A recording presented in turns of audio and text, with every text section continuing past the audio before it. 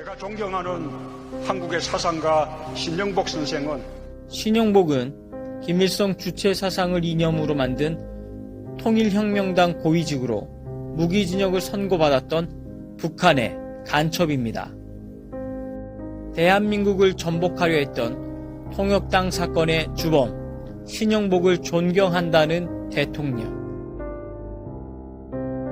문재인 대통령 부인 김정숙 여사가 독일 베를린에 있는 고 윤희상 선생의 묘소를 참배하면서 윤희상은 동베를린 사건 주요 인물로 독일에 유학 중 북한에 자주 드나들고 간첩 교육을 받아 무기징역을 선고받은 자입니다.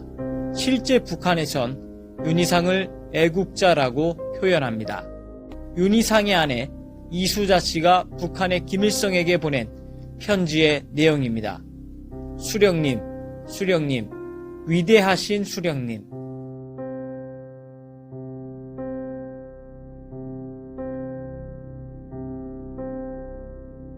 약산 김원복 선생이 이끌던 조선의용대가 편입되어 마침내 민족의 독립운동 역량을 직결했습니다. 경남 밀양 출신 약산 김원봉은 해방 이후 혼란기인 1948년 북한으로 건너가 김일성과 함께합니다. 조선인민공화당 김원봉 씨는 양국 군대 동시 철도를 고려하였습니다. 이후 북한 초대 내각에서 국가 검열상을 맡아 6.25 전쟁을 치렀습니다. 문재인은 페이스북을 통해 북한으로 넘어가 김일성과 함께 6.25 전쟁에서 최전방에서 우리 국민들을 죽인 김원봉에게 독립유공자 훈장을 주고 싶다고 말했습니다. 토지 상승 이득을 모두 세금으로 걷자고 한 경제학자 헨리 조지를 다시 언급했습니다. 추 대표는 헨리 조지가 살아있다면 토지 사용권은 인민이, 소유권은 국가가 갖는 중국 방식을 지지했을 것이라고 했습니다.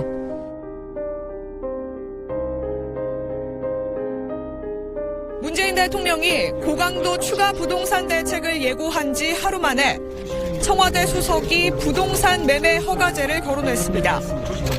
비상식적으로 폭등하는 지역에 대해서는 부동산 매매 허가제를 둬야 된다라는 이런 주장에 우리 정부는 귀를 기울여야 한다고 생각합니다.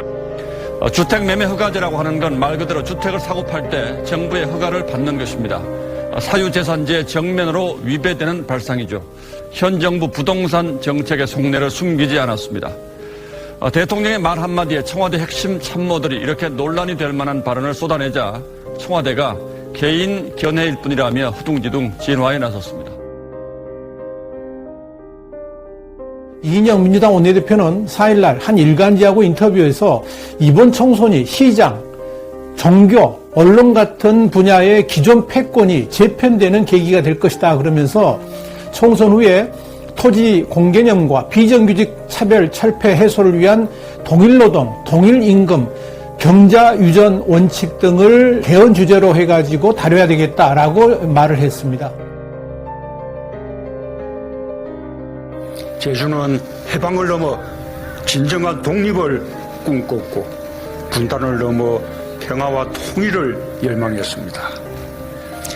그러나 누구보다 먼저 꿈을 꾸었다는 이유로 제주는 처참한 죽음과 마주했고 중앙통일정부 수립이라는 간절한 요구는 이념의 덫으로 돌아와 우리를 분열시켰습니다. 우리가 지금도 평화와 통일을 꿈꾸고 화해하고 통합하고자 한다면 문재인이 말하는 먼저 꿈꾸었던 자들은 대한민국 정부 수립을 반대하는 남도당, 즉 북한의 조선인민공화국을 세우려 했던 자들을 말합니다. 여러분들은 이러한 사실들을 알고 있었습니까? 대한민국은 지금 북한으로 편입되려는 움직임을 보이고 있습니다.